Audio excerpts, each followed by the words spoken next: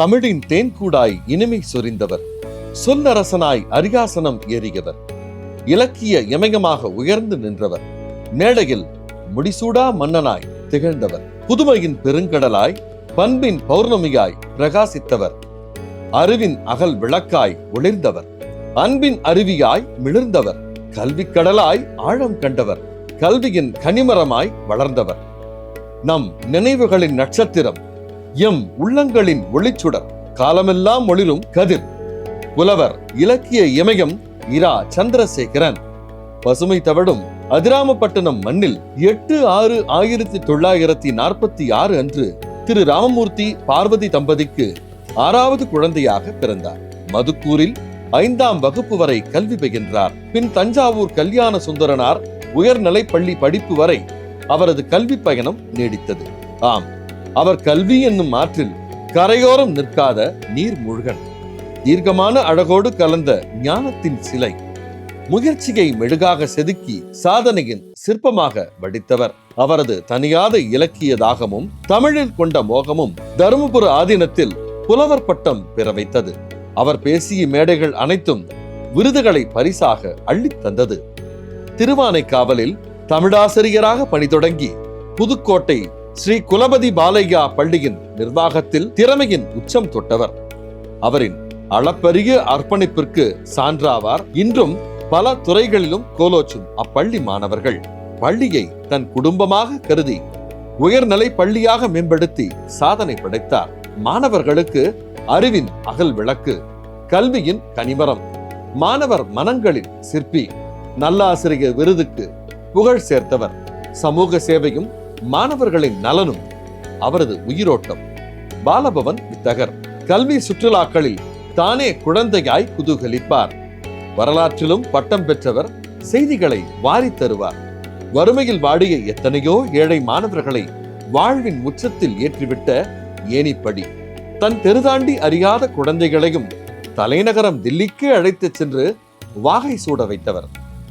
இலக்கணம் சிதையாத அவரின் சொல்லாட்சியால் எந்த மேடையிலும் அவரின் அரசாட்சி.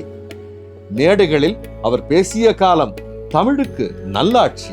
பாங்கறிந்து பட்டிமண்டபம் ஏறி பட்டி தொட்டியெல்லாம் சகுனி, கண்ணன் போன்ற இலக்கிய கதாபாத்திர வேடங்களிட்டு பேசி பாட்டாளி மக்களிடமும் தமிழை சேர்த்தவர். சொல்லின் செல்வர் என அறிஞர்களால் புகழப்பட்டவர். 1978 அவரது காதலில் மலர்ந்த அன்பான திருமண வாழ்க்கை இனிதே தொடங்கியது. தானாக உழைத்து தரு ஆனவர். ஜெயலட்சுமி இணைந்ததும் திருவானார். இருவரும் ஓர் உயிராய் வாழ்வின் இசை மீட்டினர்.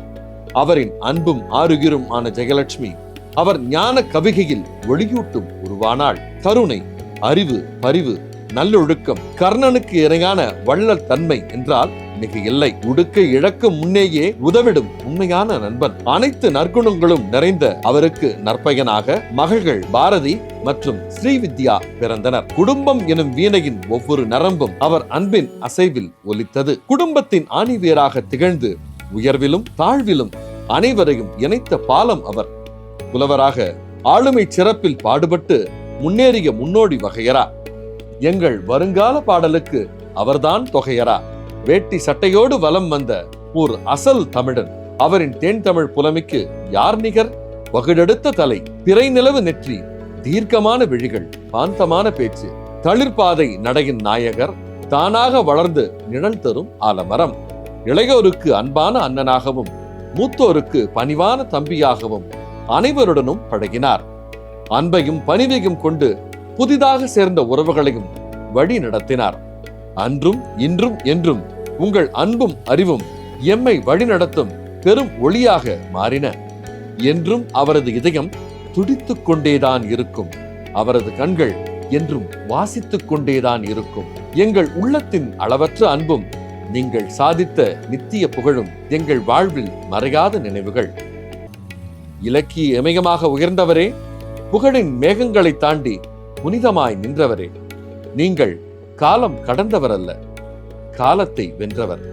எங்கள் சிந்தனை வானில் என்றும் நட்சத்திரமாய் பிரகாசித்துக் கொண்டிருப்பவர்.